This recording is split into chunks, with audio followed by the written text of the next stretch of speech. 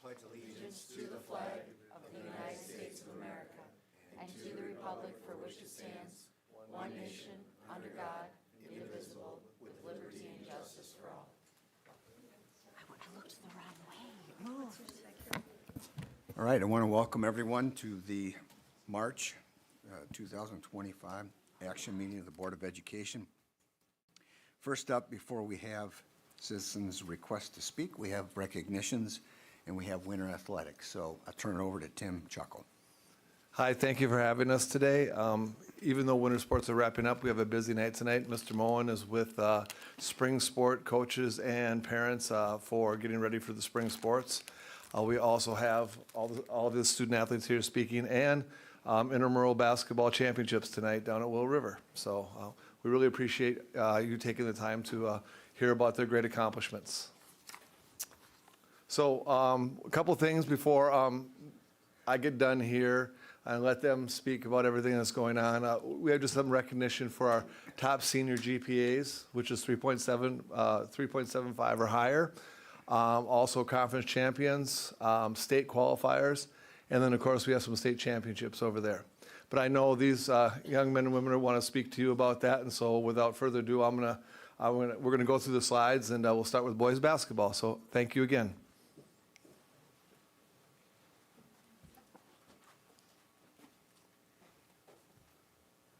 Hey guys, thanks for having us. I'm Oscar Grodaus. Sam Swavely. I'm Tyler Lassard. And I'm Aiden Jameson. So we're the only team that is not done with our season yet, but our season has been filled with a lot of ups and downs. Overall, our record wasn't amazing. We were 16-8, which is over 500. It's definitely something to be proud of, but we're in a very good section, so we didn't get a home game for playoffs coming up. We had a very close team this year. It was fun to be around everybody. Everybody got along very well, which kind of helped us find some success on the court, but we also handled losses very well together. A couple accomplishments we had was we were conference runner-ups. We had a winning record of 16-8. Like Tyler said, we had a couple up and downs, but still had a winning record, which is nice. Just staying dedicated and working hard every day in practice. It gets tricky in the winter. The season gets long, but and then first round of playoffs upcoming. So that takes place in Stevens Point on Friday. So, yep. Thank you. All right. Thank you.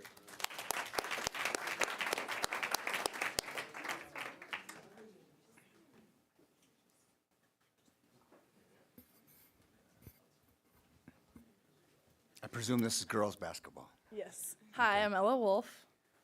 And I'm Maggie McConnell. And so our season was very successful and we had a lot of team growth. We did have like a couple injuries and illnesses over the year, but we stuck together and we played really well against like all competition. Some of our accomplishments, we got second in conference, and then 17-7 was our record for the regular season. We created good team chemistry this year. We had a lot of fun together, and we just played well together and had lots of fun on and off the court. The first round of playoffs happened over the weekend. We lost in the regional final, but it was a close game, and it was good to end our season with a home game. So, yeah, thank you.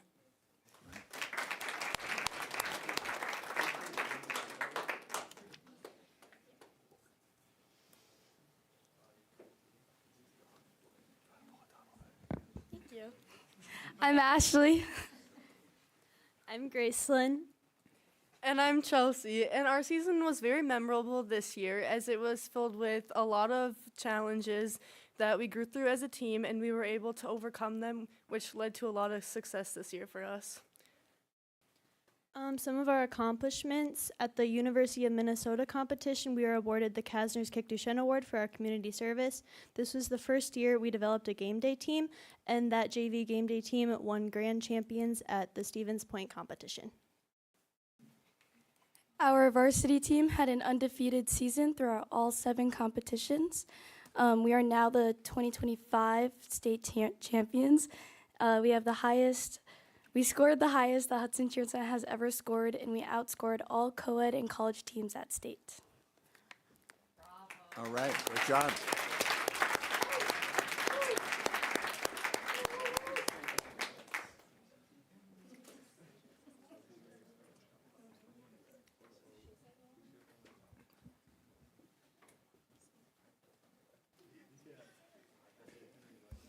Hi, I'm Kate Anderson. Hi, I'm Lily, and this season was a successful season. We had a team of 15 girls and exceeded our goal of scoring of 136. We scored a 140.55 at sectionals this past weekend, and we placed third. 3 individuals are advancing to state, and we had 4 new members join our team, including 1 exchange student. And our summer camp had over 70 kids this year, so it's like an annual camp we do each year. We had a few different fundraisers like Chipotle and Jonesy's, and we had a successful pink out meet raising over $1,000 for the Rhinos Foundation.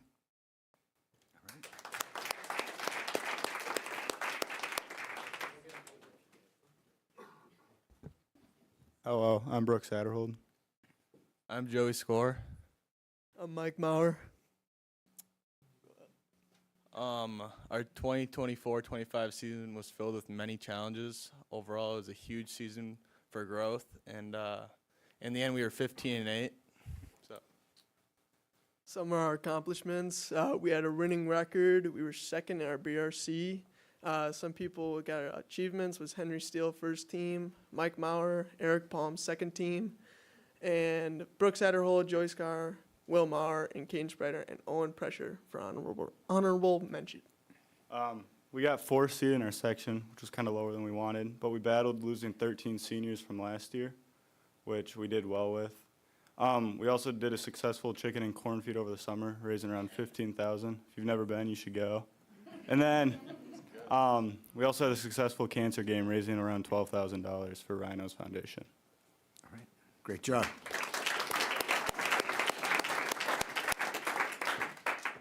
And I have been to the corn feed, so it's a good time.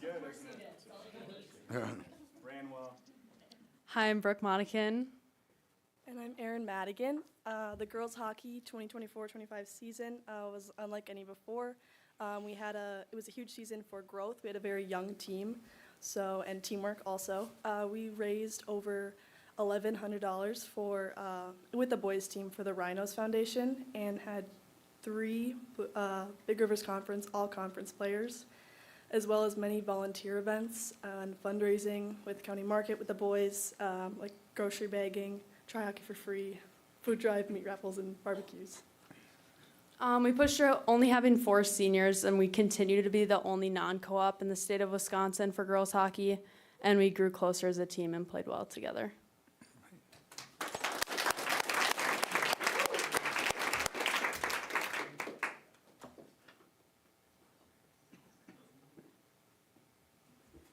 We have another state champion coming to the microphone, right? I'm Beth Pia. I'm Tori. I'm Sammy. And I'm Lucy. We are 4 out of the 5 senior captains on the Red Airs dance team. This year, our season started out in May, where we started conditioning and working on our technique. Following the spring came summer, where we attended the Just for Kicks Minnesota dance camp in Brainerd, Minnesota. It was there where we actually placed first place, first time going there, first place for our home routine. After the summer, we started learning our comp routines, 4 of them, and we attended the football games, if you saw us on the sidelines, and in the halftime performances. Moving on to our winter season, we competed in Menominee, Little Chute, and then one of my favorite weekends of this year was when we went to the U of M to perform at Best of the Best with national renowned teams, and then on the Saturday after that, we competed in Big Rivers Conference, and then we also performed in the Edina Invite in Minnesota. And this is the reason why this is one of my favorites is because of the unique location we're in, so close to Minnesota, is we get to be involved in both the Wisconsin and Minnesota dance sides of the world. And then we also competed at regionals and state. State was super fun this year. It was, unique because we got to bring 3 routines this year. We brought kick, jazz, and pom, which we haven't brought pom in over a decade, so that was really cool. And at state, we added to our state championship collection. And we got 1st in kick, 4th in jazz, and 9th in pom. Okay, and then under our accomplishments, you'll notice the team culture. So we had 15 seniors this year. That's the biggest senior class that our program has ever had, and that's half of our team. And that could have been a challenge to us, but I thought that it was pretty successful, and it made our team really close. We had a lot of great leadership on this team. Great job.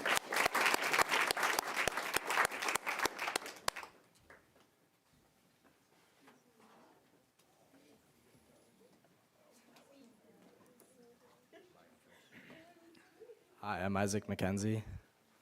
And I'm Nate Zimmerman. I'm Brady Wainapa. I'm Tyler Hay. And I'm Ben Weaver. We had a great season. We were undefeated again for the 4th year in a row.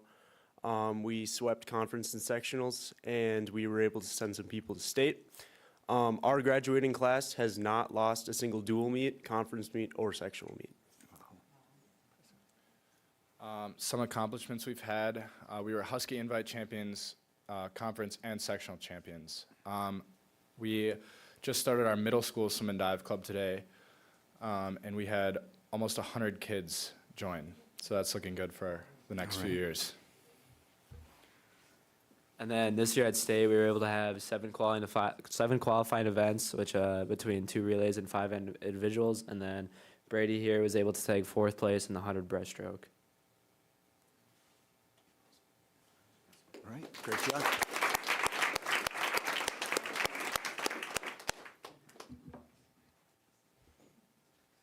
I'm Liam Neitzel. And I'm Dawson Clymer. 2024-25 was another pretty good season for us. Every event, we had the biggest teams and the most fans. We didn't always place the highest, but we were there competing. We had 6 individual sectional champs and 7 individual state qualifiers. 3 place winners being Liam, who got his 3rd state title.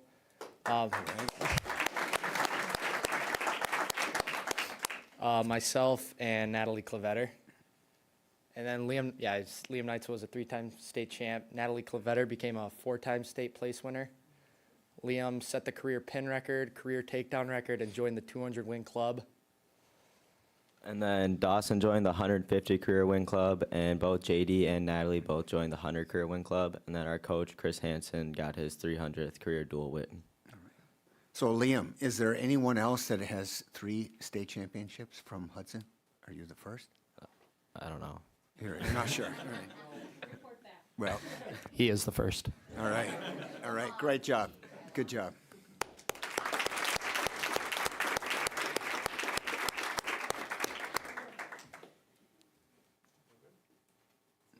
All right. Thank you, all the participants. Great job this year. You did us proud. Thank you. Yeah. He wants to, he has something to tell you, ask him.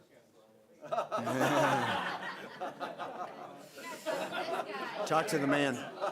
You know, I'm going to be out of town, so I think Dave over there would be the one making the call. Wow. Oh, on the camera. Thank you. Those are rarely called more than 24 hours in advance. But it is March and it is Wisconsin, so anything can happen. All right. That concludes our recognitions. So now we have citizens' requests to speak. We have 2. Do we have somebody that's got a phone out for timing?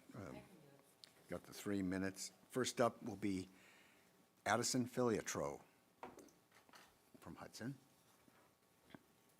speaking about center-based programming. Hi, I'm Addison, and I'm kindly asking the district to have more parent and staff outreach on removing center-based elementary programming for autism and intellectual disabilities. I understand part of the reason for this was the equity audit felt it was inequitable, but I think that's taking it out of context because students with disabilities are not shoved into a corner like in the 80s and 90s, but are highly integrated into their classes and are provided many supports throughout the day.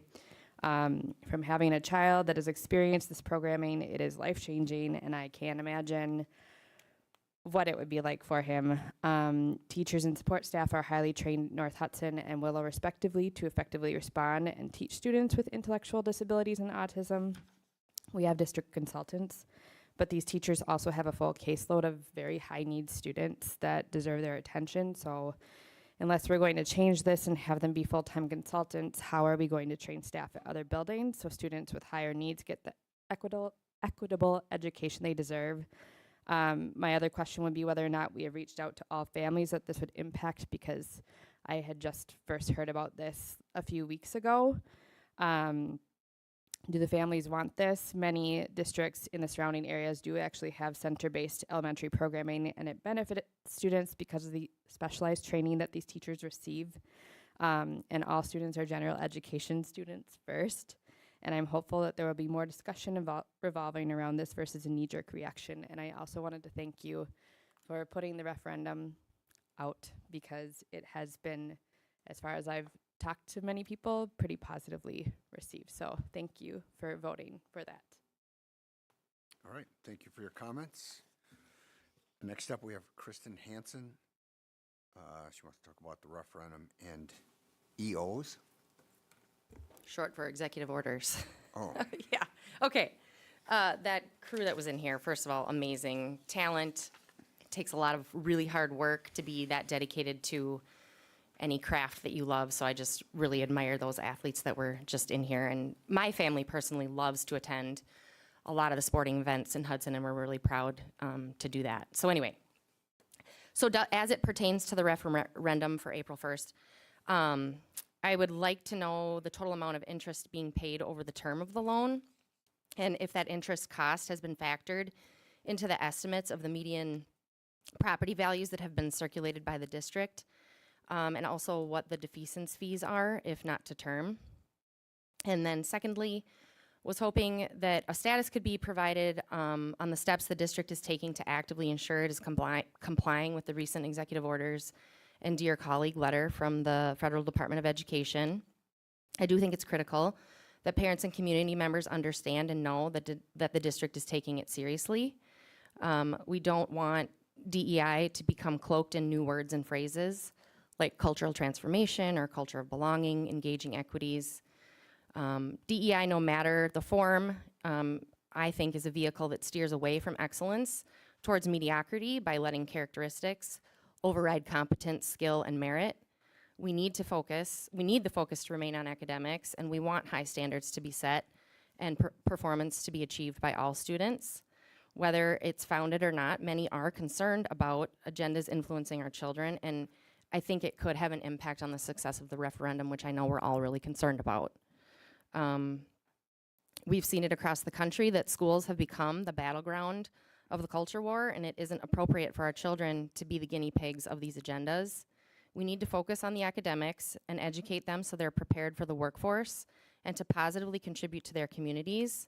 The district is doing a lot of incredible things, and I want those things to continue, not only for the sake of our kids, but for our community, our state, our country, who are the recipients of the product that we develop. Thank you. All right, thank you. All right, I think that concludes the request to speak. And we thank you for your comments. Now, next up, we have reports. So first up is elementary media, digital citizenship, and coding. So I'll turn over to Dave. Excellent. Thank you very much, Mr. President. And yep, that's a mouthful. There's a lot in this presentation. So back in the day, we'd refer to media centers as libraries. And the change to the term media center, it's not just semantics, it really is significant. They do a lot more than just circulate books. That is an important part of what they do, but there's a lot more to it. The term digital citizenship, you'll learn a little bit more about tonight. Super important concept. And I'm really gonna overly simplify this, but helping kids understand how to be respectful and safe while using technology. Obviously critically important. And there's a lot more to it. So we're going to bring up the experts. So we have Amanda McCarthy, who leads all things IT in the district, and Sarah Enberg, one of our expert media specialists at the elementary level. Take it away.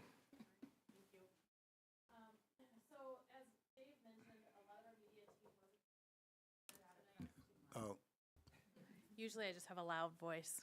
okay. As long as the Better? button is up. Yep. Well, in it, yeah, okay. Technology's hard. So the other members of the media team couldn't be here tonight, but I really wanted to take some time to recognize them. Angela is new to the Hudson School District, but she is the media specialist at EP Rock. Maddie is at Holton, and she's a shared specialist, so she's part-time art, part-time media. Sarah, obviously, at Hudson Prairie. And then Julie Warren is shared between North Hudson and Willow River. And Lauren Matson is at Rivercrest. And the work that they do really is remarkable to come alongside our classroom teachers and impact reading achievement and build that love of reading for kids. And so one of the things we brought to you today was our statistics around circulation. Oh, that's the next slide. Our kids are seen by our media specialists. Go ahead, Tim. So it's 35 minutes every week for media, and that's where they do the library part of the work. And then 35 minutes every other week to do coding, and you'll see what both of those look like through tonight. So this is our circulation statistics. This is just the 24-25 school year, and this is just our elementary libraries. So we have circulated over 48,000 books in kids' hands. That's the out, the in, the back on the shelf, and back out again. And so the work that our media team does, teaching kids, holding class in the library, and getting these books turned so kids can engage with books that they really love is important. To building our reading achievement and building the love of reading for kids.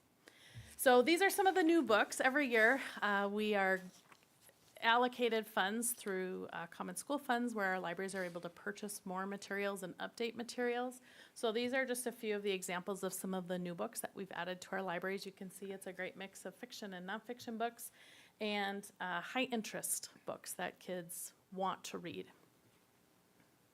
So we're going to start with digital citizenship. What is it? It is, like Dave said, it is the skills, the knowledge that kids need to be successful in an online environment. And as you know, that online environment is changing very rapidly.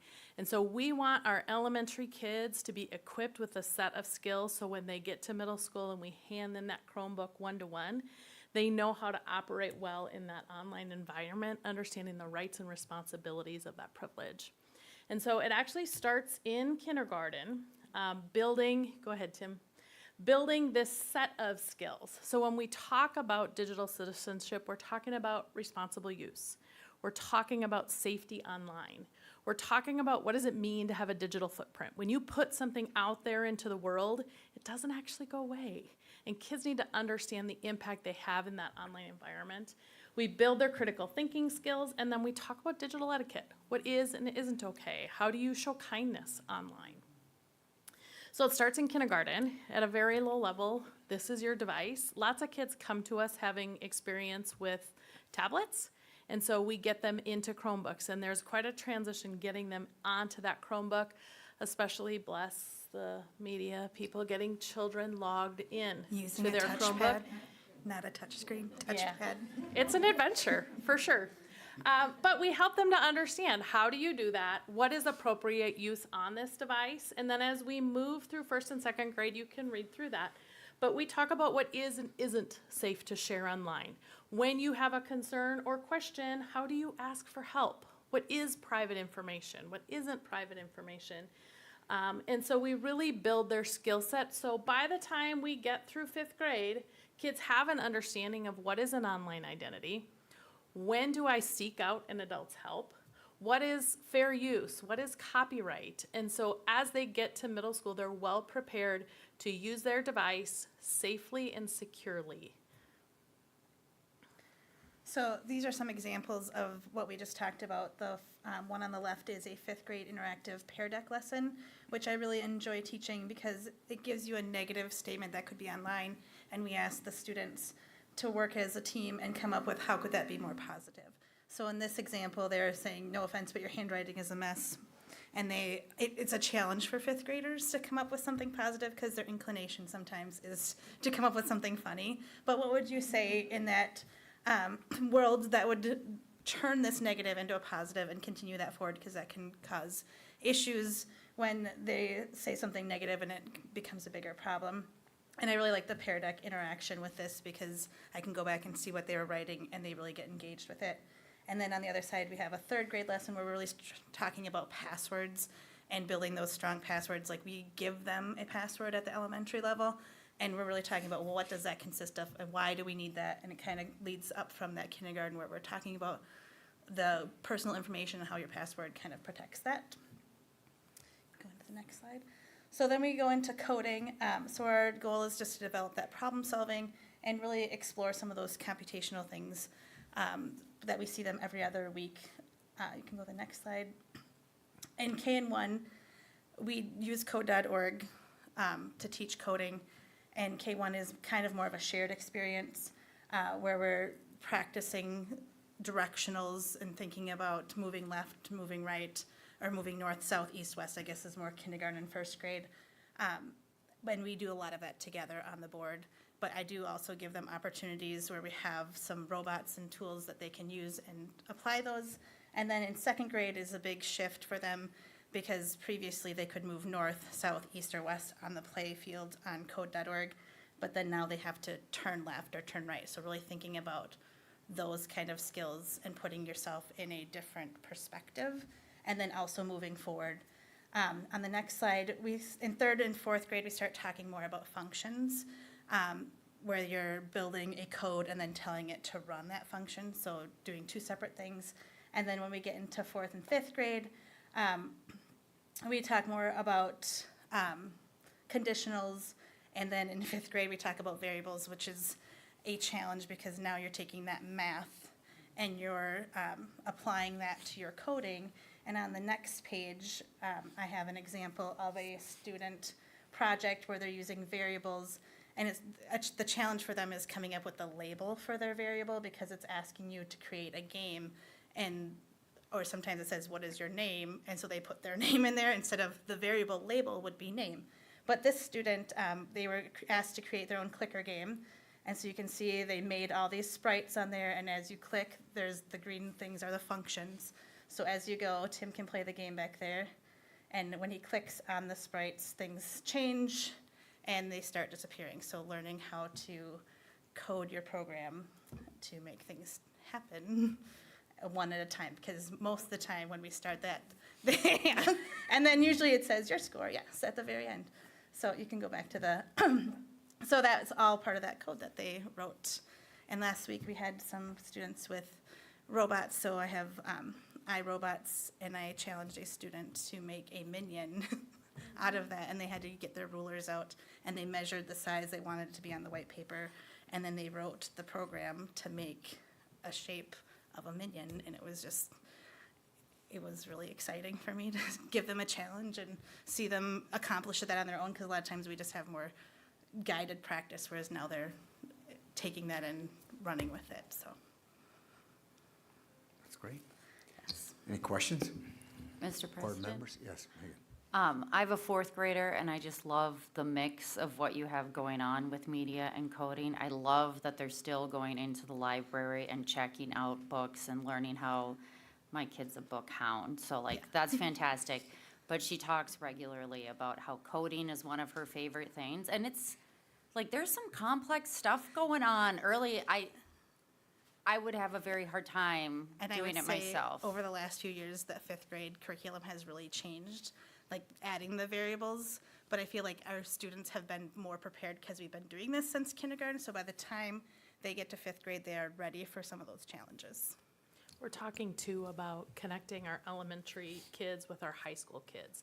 So we have kids at the high school that are programming drones using coding. And so for our elementary kids to see some of these real life applications, it's not just clicking pigs. There are real life applications and jobs that people are doing when they're able to code, and so we think that's important. And we do a big hour of code thing it's an international thing in December, and really talking about, think about all those things in your life that are AI controlled, coding controlled, that you don't even think, like your smart speakers and your thermostats and all those things, so they can really start thinking about where this could take them.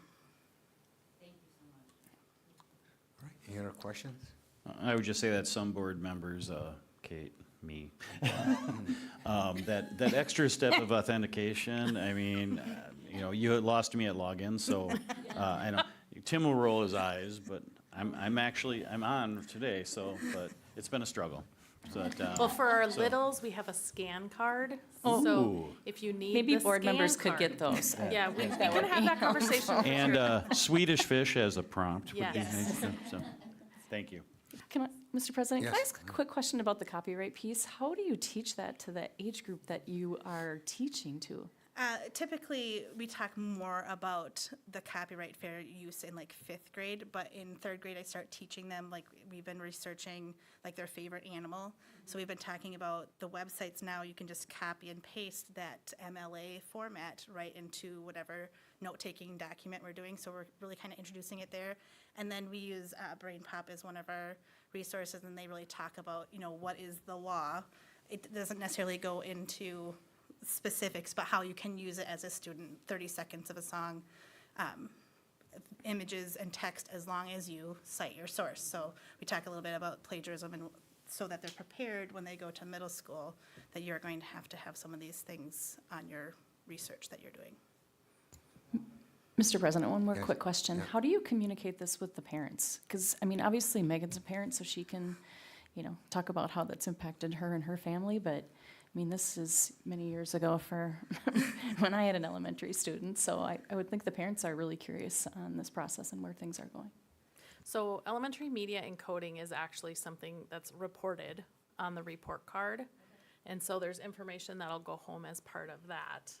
Yeah, typically along with the report card, there's the statements about what they're kind of learning, but yeah, trying to share it out on social media stuff and sharing it with Tracy too. Yeah, and I think it depends on the school. Sometimes there's media stuff that's highlighted in the newsletter that goes out from the building, but it just kind of depends on what's happening in the building and gets highlighted at the time. Great work, exciting stuff. All right, great job. Thank you for your report. Next up, actually 3 reports from Nick. We'll start with construction update. Nick? All right. I'll be kind of quick on this, considering you just had an update a week ago with our board work session. We're so closely tied. As you can kind of work your way through, North Hudson is continuing to move along. Gym floor has been poured if you keep sliding down. So that space is going to turn out to be a nice space. They're currently working on filling in that wall on the end there. You can kind of see what it looks like on the outside. So they'll get it filled in now that the floor is poured. You start to see some of the classrooms that are getting ready to be turned over in phase 2 at North Hudson. Ceilings are quite a bit lower than in phase 1.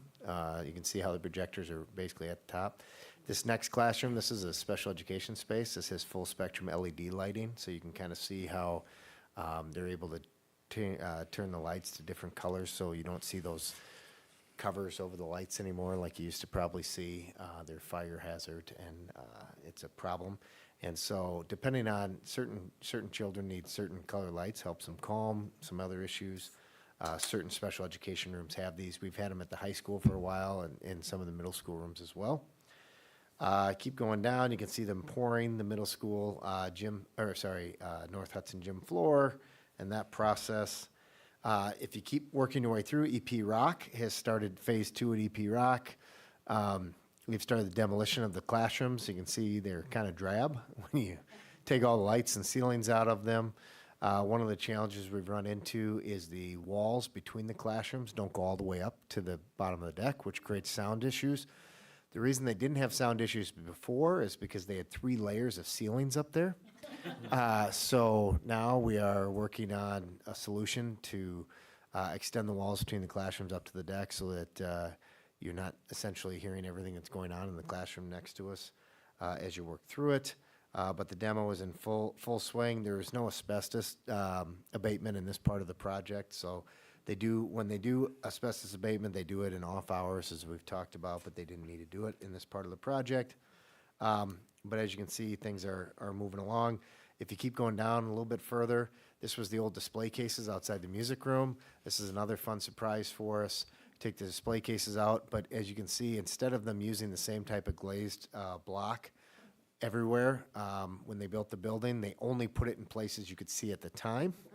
And so it prevents us from having, getting to raise the ceilings much in the hallways, but also as we go to rebuild these display cases, that old clay block kind of crumbles. It doesn't hold up like a regular CMU block. So we're working through some solutions and options there with Mark and Johnson. They've been great through that process. You can start to see this is just an exit out of the building with some temporary walls as we kind of work our way through. EP Rock Elementary School, start to see more pictures of bathrooms. So the bathrooms that did just open up. Then we get into the middle school. They've moved upstairs. Again, they've gotten the carpet out of those spaces, and they're got the lockers out of those spaces. Ceiling tiles, and getting ready to get the carpet out of the classrooms, and getting some of that stuff done. So those spaces should turn out quite nice. They do look pretty drab when you take the lighting out and just have them in demo progress. So middle school is moving. All of the projects are moving on time right now. There's different challenges. Obviously, EP Rock and North Hudson, parts of the building are shut off, and so it means you have to go around the other areas to get around them. But the staff has done a really nice job in dealing with that. North Hudson's moving in, I think, was it Wednesday, Bonnie? Is that right? Into phase 2 sets of classrooms. And then starting next week, they will move in, they'll start demoing phase 3. The middle school in Hudson Prairie is actually going to be without power and without water for 2 days next week, but it's spring break, so we knew that. They have to do a switchover, new electrical panel switchover, and when the building was built, they didn't put many shutoffs in for the domestic water. So anytime you want to do work in the bathrooms, you have to shut the whole building down, which is a real challenge. And so they're going to take advantage of those 2 days and put in some additional shutoffs so that as we have additional work that's done in those in the building, we're able to isolate those bathrooms so the whole building doesn't have to go without water when we have issues. And so the pool shuts down, I think, April 1st, and it'll be shut down for 2 months. It is getting new ventilation equipment in there, along with destratification fans and things along those lines, and new heating units for both the water and the air in there. And so it takes about 2 months. Some people say, why does it take so long? It takes us a few days just to drain the pool because we can't just, the city doesn't want us to dump it just down the sewer. So we actually dump it. It gets pumped outside into the creek behind the building, but we can't pump it out there until after we've neutralized the chlorine in the water, so that we don't have big fish kills or anything like that. So all the water has to be neutralized, and then it gets pumped out. And then, when it's all said and done, it takes us about 3 or 4 days to fill it back up. And then it takes, after it's filled up with about 38-degree water, it takes us about 4 or 5 days to heat it up to where you're not going to be having hypothermia by jumping in it. So, just to empty it and to refill it and to heat it up takes like 2.5 of the 8 weeks it's out of service. And so then they will work to get all the other work done. There's some tile repairs that have to happen and some different things. And then they have to build some scaffolding in the pool, which is not a flat bottom. If you've been in the pool, it kind of slants. So it creates some challenges so they can put in the destratification fans and some of the other ductwork and things like that. So that's where we're at with construction. We're going to continue to kind of push through as challenges come up. We'll keep you abreast of the situation, but any questions on the construction we're working. report? Go ahead. Just a quick one. Did we have any events planned, or meets planned, I should say, at the pool that we had to reschedule or try to relocate space for? I don't. We talked to them, I think last fall, so they knew that this was coming. So I think it's been pretty good that they knew to go elsewhere.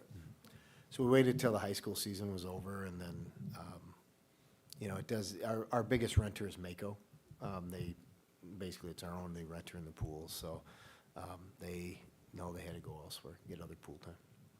So, Bob? Mr. President, so Nick, as far as EP Rock, is that that fix for the walls not going all the way up to the ceiling?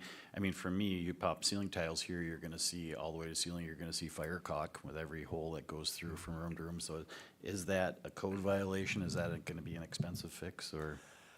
It's not, so it's gonna be, it's a sprinklered building, so we won't have some of those issues. So part of the renovation is sprinkling the whole building. No, it's more of a sound, it's gonna be a sound issue now. When the building was built, those fire codes didn't exist. You know, remember, you're talking 50 years ago. And so, yeah, so I mean, I think what the plan is between rooms is they'll be building metal studded walls, drywall, they'll put insulation in those walls, and then another set of drywall in order to try to get the sound from transferring through. Yeah, 3 ceilings does a pretty nice job. Yeah, to, very simple. keep the sound down, but that's. Well, I know not the this case is what you anymore. get when you try and renovate a building that everyone thinks is solid, but they cut corners when they did it and save Yeah, I money. mean, I We think, understand that. you know, and we knew this was gonna be the case. That's part of why one of the options was to go start from scratch is, I know everybody thinks old buildings are wonderful and things like that, but you definitely are at the mercy of what other people did. Like North Hudson, the ceiling heights, I mean, they're really low. And there's not much you can do about it. It's just, it is what it is. Same thing with windows and things along those lines, so. Yep. Any other questions? Okay. All right. Referendum report, it's just a couple things. Want to remind people, we have a referendum coming up on April 1st. It's for an operational referendum. It is for up to 6 years, or for 6 years, up to $5 million to be able to increase the, essentially the revenue limit up to $5 million in any given year. It doesn't compound. It's not 5 in the first year, 10, and then 15 and 20. It is purely just up to 5 million in any given year. And that would be annual revenue coming in, so there's no borrowing involved with this referendum. You know, we talked about how it pertains and what the district would be spending the funds on. This would be basic operations of the district, and we talked about it in this flyer. We have a little bit later in the meeting an opportunity to talk about other municipal meetings. Jamie brought that up, and so I'll talk about that a little bit later. But we've had a lot of good informational meetings. People have asked us to come speak. I think Tracy's working with Trinity and St. Pat's. They want us to come and speak and provide them with some information as well related to their parent groups related to the referendum. And so we've had pretty good turnout when we've done the parent group meetings and things like that, so much better than we've had in the past. So really looking forward to hopefully getting to the other side of this, but that is coming up, and we just want to make sure that we have that, and there's going to be more discussion a little bit later about the other government meetings. And then the last report that I have is the community conversation follow-up. When we did our community conversation back in April of 2024, one of the things that we told them is we would schedule a follow-up a year later as to what have we done with the information they provided and what does that look like.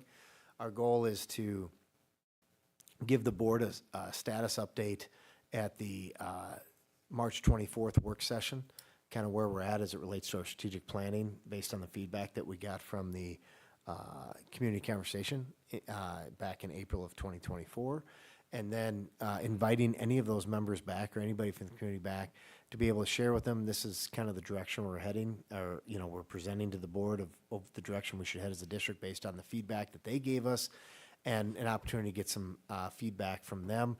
A very similar format to what we did in January, where we'll break into groups. We'll use Google Forms in order to get that feedback. That works out really, really well for us to collect a lot of feedback from a lot of different folks. As we start to look at prioritizing the different things on our strategic plan and what things need to happen sooner rather than later. So just wanted to put that plug out there. Mr. President? Yeah, Megan. Nick, I totally remember, but just in case others are wondering, where is it at and what time for this? Tracy? It starts at 6:30. and it will be at the middle school in the multipurpose room, just where the other one was. Yep. Thank you. And I believe we'll also, we have a reminder postcard that's going out as it relates to the upcoming referendum, and we're going to add that to that postcard as well, so everybody in the district would get a reminder that we have this opportunity for people to provide some feedback as well. So, all right. That was my reports. Now I think I turn over to Andrea. Okay, so I have the initial look forward for the 25-26 school year, so we roll everybody up.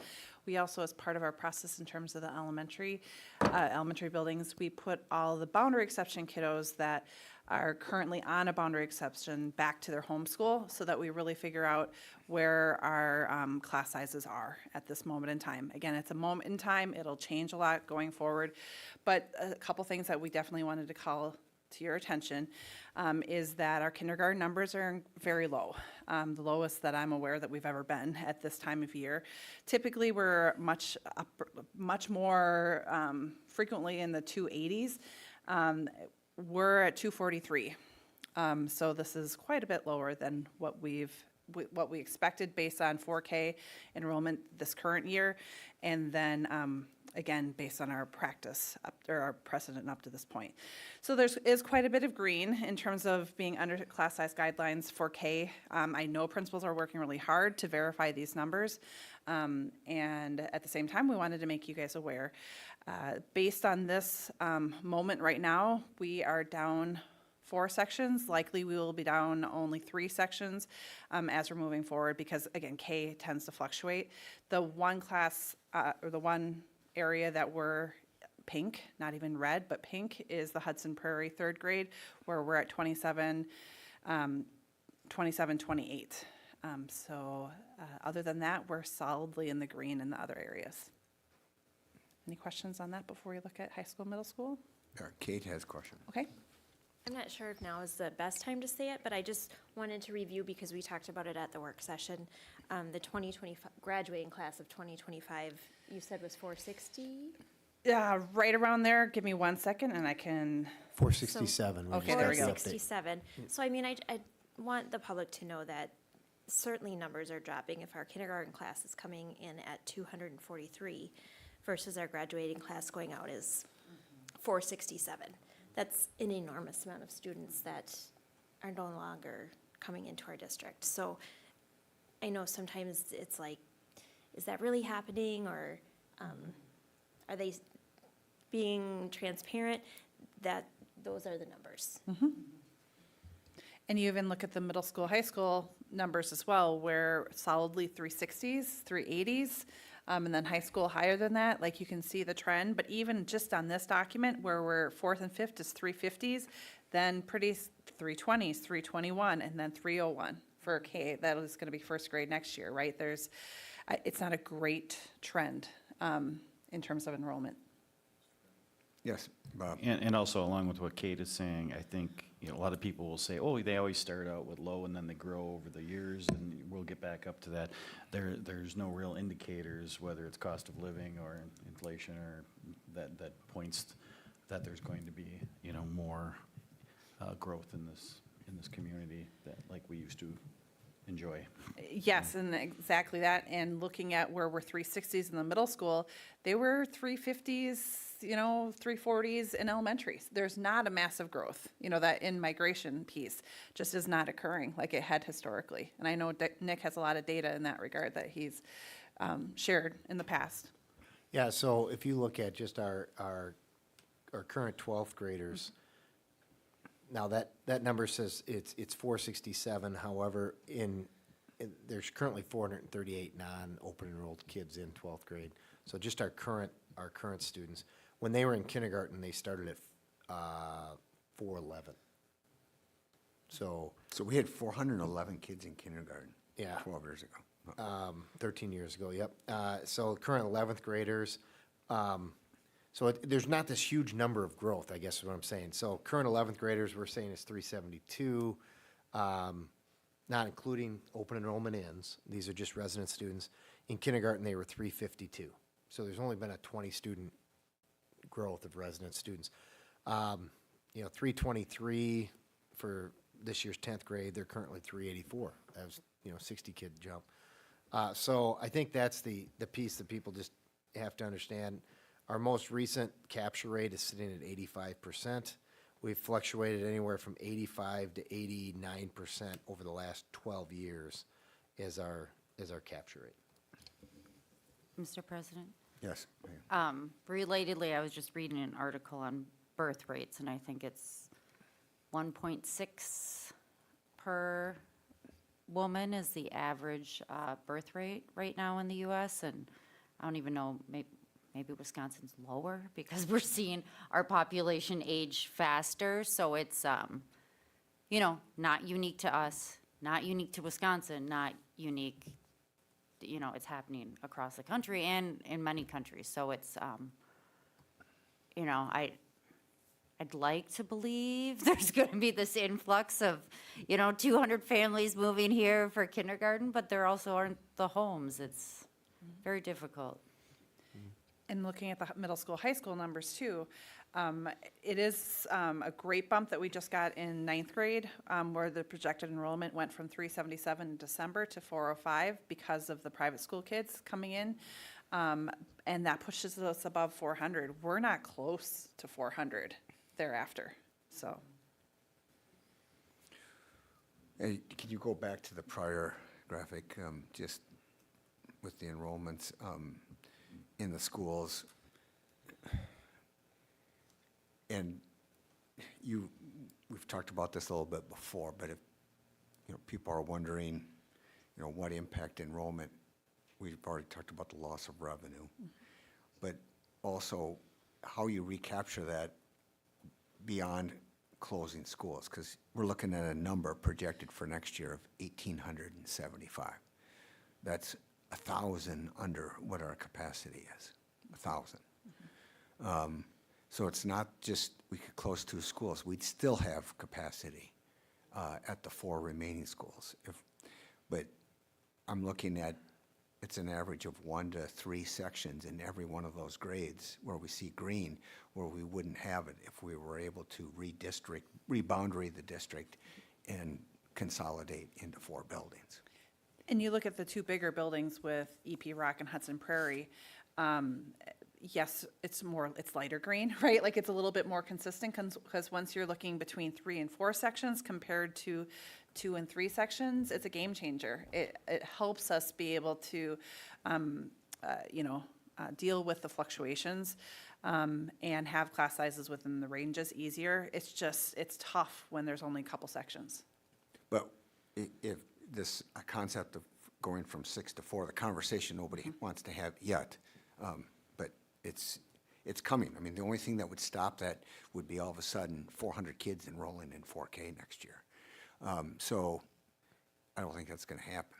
And if you've got EP Rock, Willow, and Rivercrest, it's 4-section buildings. North Hudson would be a 3-section then, correct? Is what it is now. Yes. Yes, I believe it. Yep. Can. Okay, but still, we'd easily be able to handle all grades and even still have some green at 15 available sections per grade. Yeah. Yes, I believe so. Any other questions or comments? All right, then that concludes reports. We'll move on to the action portion of the meeting. First up is consent agenda items, and I would ask that we have a motion consistent with the expenditures that's on the board now. Mr. President, Yes, Molly. I move approval of the consent items and that the Chief Financial and Operations Officer be authorized to pay bills in the amount of $4,250,869.12. Second. All right, all those in favor signify by saying aye. Aye. Those opposed, say nay. The ayes have it. Before you click off of that, you want to scroll down to the receipts. That's, whoop, it says 20,733,000. Is that pretty typical for this time of year then? We received our state aid payment, so that's a big chunk that came in. Okay, And our tax levy, the first payments came in. all right. So that's just a reminder of why we carry so much in fund balance. This happens to be one of the times that we got a big shot in the arm, but prior to this, we didn't have that kind of. Yeah, we don't see receipts for most of the months out of the year, right? Correct. So, okay, thank you for explaining that. And then next up is attendance at other governmental meetings. This is one, I asked for this to be put on the agenda because I actually talked to, I won't call out the township, but I had a town board member say, you know, we have other school districts that have given a report, come to us and talk. We don't see anybody from Hudson. And part of that is because historically, the first 9 years plus that Nick was in the district, and before that with our previous superintendent, I think that had been going another 9 years before that. So almost 2 decades, we had a meeting of the 3 townships, the village, the city, and the county, to talk about what's going on in the district. So we didn't need to go to these town meetings. But now that we've gotten rid of, what's our acronym? It was the IDC? It's the IGAC. IGAC. But we didn't get rid of it. The municipalities are not necessarily getting along, and so they're refusing to meet with each other. So I just want to make sure that's. Yeah, it's not the school district. School that district didn't doesn't- get rid of it. They just have let us know that they don't have a desire to meet with each other. So now we have to go out and meet with them. And so they said, well, if you want to come and talk during public comments. Now, one thing we do need to check might be something Nick, Tracy, or I could split up, make phone calls, because I've got some experience calling these town clerks and saying, can anybody talk during public comments? I've learned that City of Hudson and Town of St. Joe and Village of North Hudson, all 3 of those, do not allow candidates for public office to talk. But they didn't say anything about, you know, school district, you know, members or the school district coming in and giving a short report. So we could call and talk and see if that would be allowed. I'd be willing to go to, let's see, Town of Hudson tomorrow night. You know, I think I could do that one. Does anybody else have time tomorrow night to go to Town of Hudson? I don't know. I'm a resident there, so you wouldn't, I guess, get excluded necessarily if you're a non-resident. But just to be safe, I can do Town of Hudson tomorrow night. I can do Town of Troy on March 20th, and then we'll check for the others. Do we have a North Hudson resident? Yep. All right, thought so. Well, Molly, since you are a North Hudson resident, you have the inn. If you want to volunteer, can you go tomorrow night? Be voluntold. All right. Yes. I'd love to do that, thank you. All right, thanks for volunteering. So that would leave Town of St. Joe and City of Hudson. Do we have any board members in those jurisdictions? Well, I am, but I do not qualify because I am a candidate. And I'm gonna be on vacation, but I Okay. can email the clerk and find out if it can be anybody. I could reach out and, I can do the info Okay, part. good. So Megan will research Town of St. Joe, and that leaves Bob as our city resident. That's right. I'd be happy, just delighted to speak to city Okay. council. All right, excellent. Well, so I think we're going to cover it, but it is important to get this out and see if there's folks that have questions at those meetings. But it's all part of our effort to make sure that people are aware of all the things that are on the ballot, including this. And again, we're just encouraging folks to be aware, be knowledgeable, and vote. All right, any other questions on that? Otherwise, we'll move down to legislative lobbying efforts. And this is something that we've done, we've discussed at least one meeting a year, but I think we're going to start discussing it at more meetings.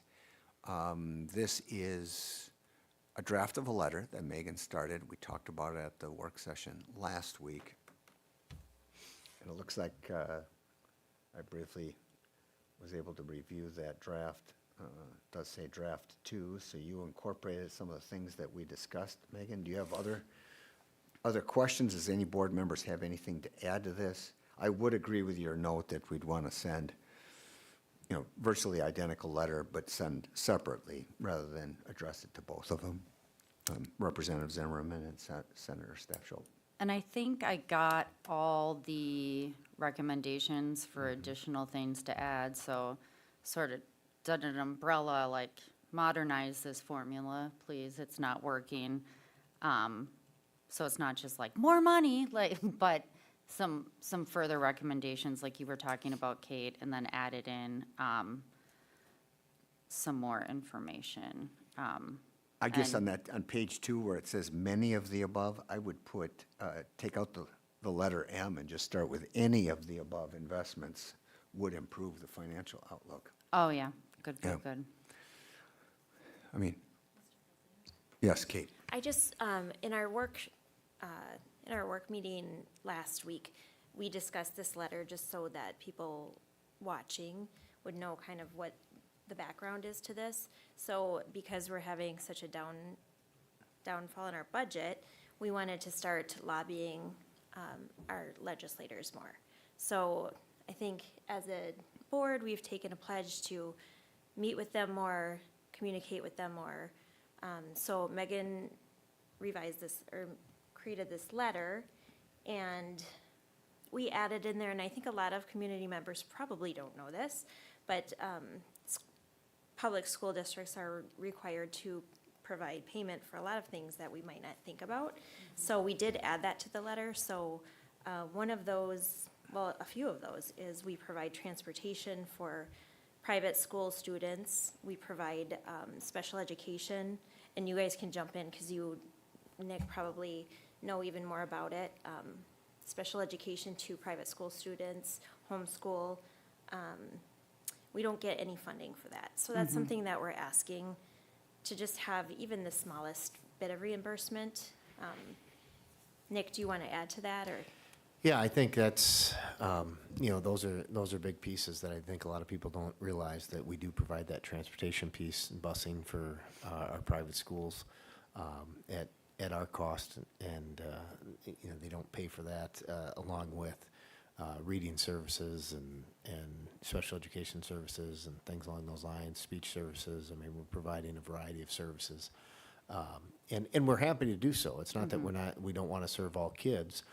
It's just, this is basically an unfunded mandate that we have. And in addition, we have kids that are homeschooled that then can come and take some classes through us. They do take some classes. We don't get the full reimbursement for that. And then on top of that, they can participate in activities and things along those lines that we wouldn't get any funding for, other than the activity fee, which I think everybody knows the activity fee doesn't cover the cost associated with the participation in the extracurriculars. It just helps defray it a little bit for the district. So absolutely. And I had a 2-hour meeting today with Representative Zimmerman and about 7 superintendents. We met in River Falls today to really kind of reiterate, where we're at and the need for additional funds.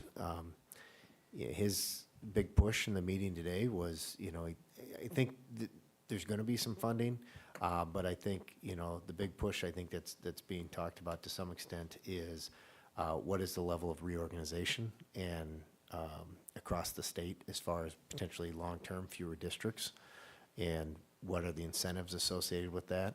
And then the other thing is, we talked about becoming more efficient. And, I talked about when you have to close buildings, that's not a pleasant conversation to have in your district, but sometimes a necessary conversation to have in order to become more efficient. And so he did appreciate that. But I think it was he did a nice job. It was well received. The superintendents enjoyed it. But with him sitting on joint finance, along with Senator Stafschulte sitting on joint finance, those are 2 big positions for us to continue to try to lobby.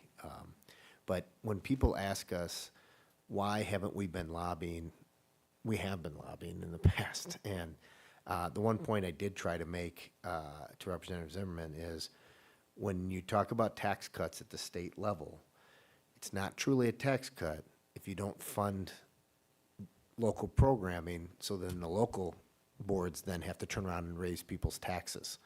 All it is a shift of taxing responsibility from the state level to the local level. And so I think people are starting to understand that more and more now, that down in Madison, they can talk about tax cuts, but it's not truly a tax cut if all of a sudden cities, counties, school districts have to raise property taxes because they're not getting funded adequately to meet inflationary needs. So it was a good conversation. Mr. President? Yes, Megan. I just also wanted to note that I think 5 of us are going down to Madison next week for the Wisconsin Association of School Board Lobby Day to meet with our representative and senator. So, you know, we're doing what we can. Yeah, and I think it might be 4. I wanted to be able to go, but I volunteered for something, and then it created a conflict. So I've got something local here that I need to volunteer for. But yes, Bob. And I think with people in the community, when they hear, well, they're not willing to fix the funding problem that's been unsustainable since started in 2010, that, you know, there's a history of districts combining in the state, and that can really tear apart some communities that lose control of you know, their own districts. And I hope that that's not a palatable option through the state. Yes, I mean, some areas make sense to combine super small districts, but I wouldn't want, you know, a Hudson regional school district where you've got Somerset, River Falls, Hudson, all lumped in one group with 3 high schools, and I don't think that's good for communities. So. Yeah, one other change, Megan, to the letter, I think on that, enact a 1-cent sales tax to help fund, it says education, I think it's help fund education, capital projects. So it'd be capital projects, that was that 1 cent. And this is something that they've done in Iowa, and that Democrat and Republican legislators and Republican and Democrat governors have annually renewed or biannually renewed, whatever, because it is so successful in being able to, you know, to allow districts that have aging buildings like Hudson to be able to fund those projects without having to go to referendum. I'm all for local control, but what happened at the state level with the funding being untied or unconnected, if you will, with inflation, is that it just basically, it did shift, like Nick said, shifted from state aid to local property taxes, and which puts an extreme amount of pressure on our older citizens and limited income folks. And so we talk about unfunded mandates that Kate brought up. It's also, that includes underfunded mandates like special ed. Yep. It's a prime example, which is funded at, what, 33% now. It's still by far it's very expensive when a lot of the students have one-on-one paras and so forth to fund that. So if any one combination of a couple of these were passed, we wouldn't need to be going to referendum. So the folks that say, why aren't you more proactive with this whole situation? We have been proactive. We started going to the public 2 years ago with referendum. And, you know, if anyone who's been watching our meetings has heard that we're not doing this all on the backs of tax increases.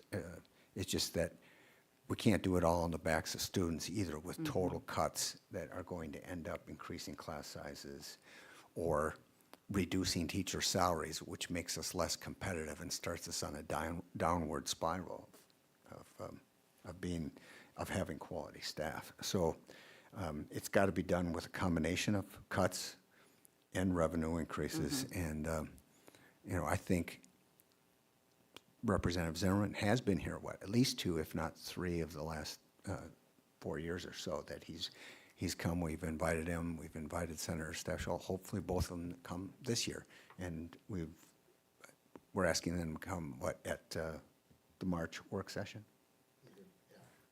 Either March work session or one of the April meetings. Yep. All right, great.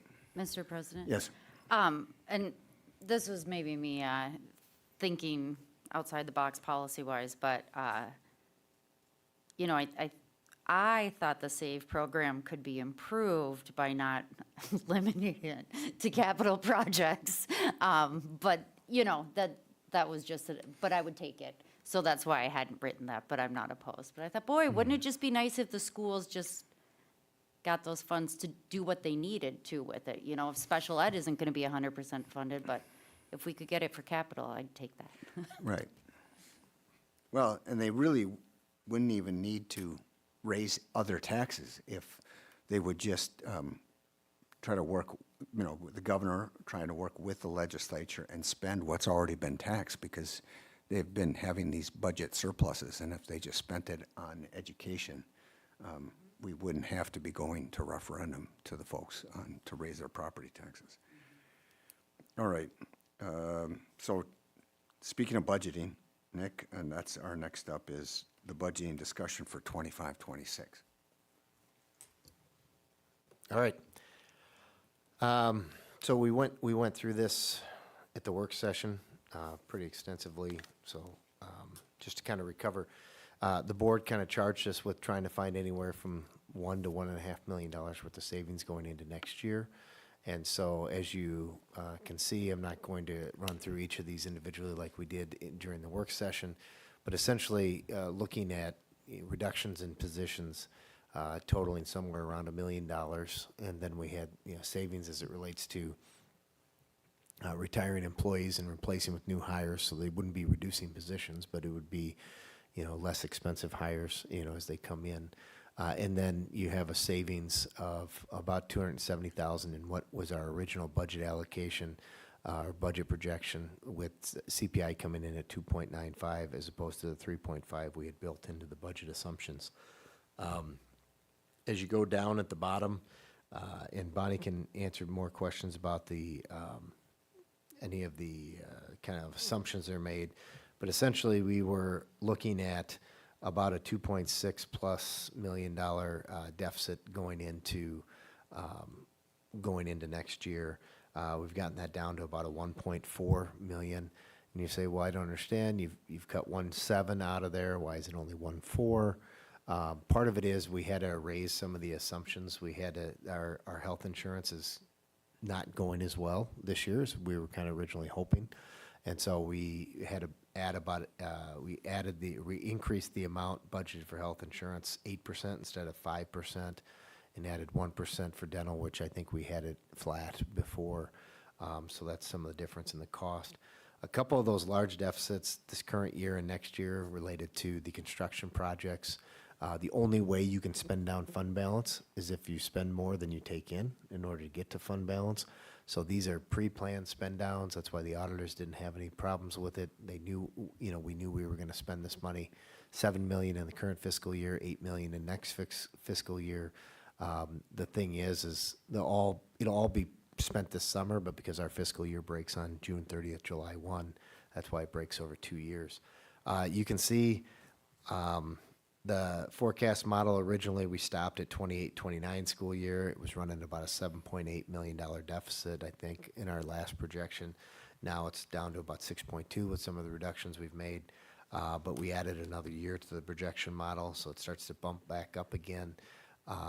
So even when you start to look at a $5 million reoccurring, you get about 2 to 3 years out, and that in and of itself won't be able to cover the deficits. And so that's why we need to continue to have conversation related to additional reductions, even if it does, even if we do see a referendum that does pass on April 1st. So thus my comment before about it being a combination of revenue and tax cuts. Yes. Or not spending cuts. So with that projected cuts,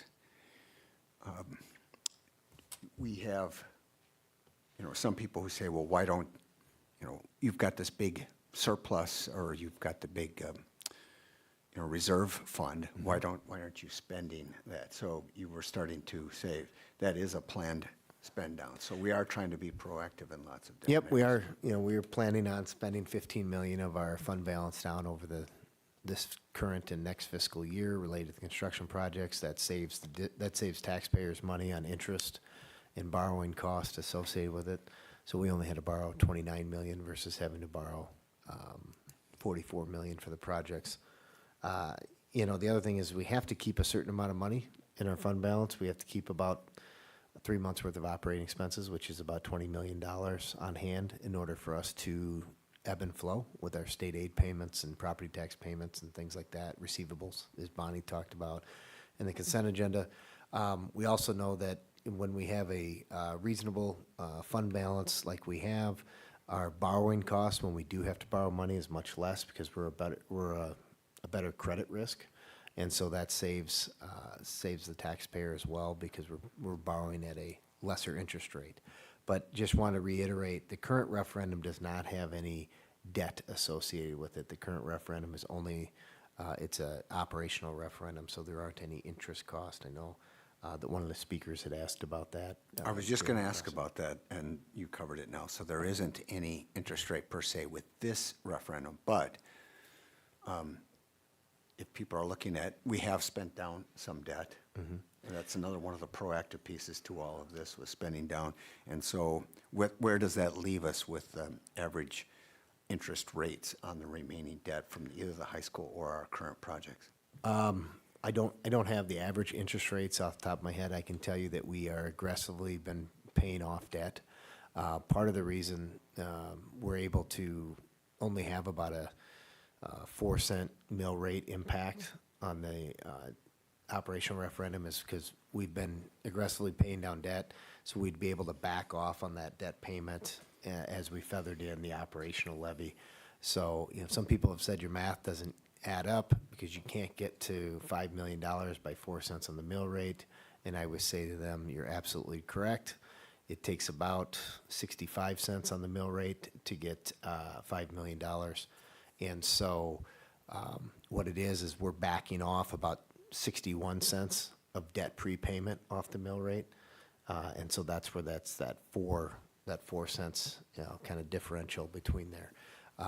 And we did that in an effort to make sure that we're not spiking property taxes for people trying to keep things somewhat level and to save the district, property taxpayers money on interest payments is why we've done that. We've known this is, hence we tried to go to referendum 2 years ago. We've seen this kind of coming down the line, and so we've been trying to do everything we can to plan for it. So. On this 25-26 budgeting discussion, that's the agenda item. Is there other board members that want to weigh in on the discussion? Mr. President? Yes, Molly. I just have a question on the bottom square there. What is TIF out equalized valuation growth, and why does it change historical, current year, and then beyond? Yeah, go ahead, Bonnie. Sure. So the TIF equalized value is what the Department of Revenue assesses as your property value. And they used equalized value because then it makes it equal throughout the state versus having assessed value, which changes by municipalities. So if you look at historical, that was the actual in 23-24 was a 10.07 increase. This year it was 7.07 increase. And when we met with Baird, we kind of asked what we should project, and they suggested the 5%. So in our, I don't know if Tim has it, but in our annual meeting packet, there is a whole, like, historical column of all of that. But that's, again, Baird trying to be conservative. Correct. Yep. And so the equalized value, sometimes people will ask about assessed value, equalized value. School districts use equalized value. So on your property tax bill, that's the fair market price on the property tax bill. That is set by the state. The assessed value is set when the city or township or village decides how they're going to split up their overall tax collection. And so sometimes people will say, well, you said the mill rate stayed the same, but I live in the town of X and my taxes went up quite a bit for the school. Well, part of it is because the value of people's property based on what the state said their value was went up, and then potentially what their assessed value, what their township or their village decided to do went up also, things that we don't have any control over. But the reason we used equalized value, as Bonnie said, is municipalities are supposed to, I think by law, keep the assessed value within 10 to 15% of the equalized value. They don't always do that because there's a cost associated with reassessing the municipality. And so sometimes, like the town of Hudson, I think it was a year ago, they did a reassessment because they hadn't done it in a long time. And people's assessed values, the average went up 51%. That doesn't mean the value of their house went up 51%. It meant the assessed value went up and actually got it closer to what the equalized value is. So that's why the state makes us, because we're a taxing entity that taxes across multiple jurisdictions. So us, the county, and the community or technical colleges all use equalized value. The other municipalities only use the assessed values. And then the other thing that I failed to mention from the work session was that the consensus of the board is that this 1.7 million, that's a good start, but and just put a pause on consideration of further cuts until we know what's going to happen on April 1st. Because obviously if the referendum doesn't pass on April 1st, we're going to have to look at either other cuts or other deficit spending possibly. And but there will be all the different potential options that were discussed at the community conversation. Probably as early as the April work session will be discussed again, depending again on the outcome of April 1st. With these projections, there's an assumption of a 50 student decrease in enrollment per year, but it sounds like it could be just looking at the seniors to the kindergarten class, like 200. Hopefully that lowers. I mean, I understand. Projections are projections. You have to pick something for all these variables for it to work, but Yeah, there's a couple of things. So in the revenue limit calculation, there is a declining enrollment exemption. So it's not just like a slash, it rolls off. It's also based on 3 years. So to try to calculate all that, I mean, we're gonna have a couple of years of the declining enrollment exemption to feather it off, but it's coming if that happens. The one thing I would say from the kindergarten to the graduating class, we do pick up probably about 20 or 30 kids at that 8th grade. So, I mean, it's still bad, but there is a little bump that we grab from those schools at that 8th grade that you could add to that for the high school number. Yeah, or 6th, yeah. Yeah, I think in one of the things also, our current kindergarten numbers are basically, they're kind of pure numbers. They're primarily our students, not a whole lot of open enrollment in our kindergarten numbers, whereas our senior numbers have the culmination of years of different kids open enrolling in. And so there's 30 students, as I talked about earlier, there's 30 students in their senior class currently that are open enrolled in that aren't that are part of that number. So then when you add that to the 20, 30, 40 kids from Trinity St. Pat's we typically pick up in middle school, the deficit's probably more like 100, maybe 120. But yeah, it could definitely be worse than the 50. All right, any other comments? But if we start increasing class sizes, that could also impact families in other districts deciding to open enroll into ours. Yep. All right, anything else? All right, then we move on to a couple votes we need, and that is second reading of Board Policy 100 Series updates. Andrea. Yes, as presented and approved at the last board meeting, it's just the second reading of that update. And I don't recall there being any suggested changes in the first reading. No, I did not have any. Administration's recommendation is to approve second reading. Is there a motion? So moved. All right, second? Second. All right, second by Molly. Any further discussion? Hearing none, all those in favor of approving the second reading of Board Policy 100 Series updates signify by saying aye. Aye. Those opposed say nay. The ayes have it. Second, we have the second reading of teaching and learning policies. Dave? And I did see that a couple of the documents had changes, it said, from the last time I reviewed it. So There was a slight adjustment. There was a typo on some of the grade point average issues. The other two, no changes, but weighted grades, slight adjustment because there was a typo in there. But other than that, as presented before, we have the two that are required by law and one that was designed to maximize benefit for our high school students. is there a motion to approve? Mr. President? Yes. Just one notation. I had talked to Dr. Olet about this today because I had a question from a parent about the weighted grades, that does go into effect this year Yep. for those current juniors who are needing those GPAs. Be all current students. Yes, yeah, but the ones who are applying to college matters. Move to approve the policies as recommended. Second? All right. Motion by Lynn, second by Kate. Any further discussion? Hearing none, all those in favor signify by saying aye. Aye. Those opposed say nay. The ayes have it, and the second reading of those teaching and learning policies are approved. I entertain a motion to adjourn. So moved. All right. Kate's in with another second on that motion. All those in favor signify by saying aye. Aye. Those opposed say nay. The ayes have it. We're adjourned at 7:25.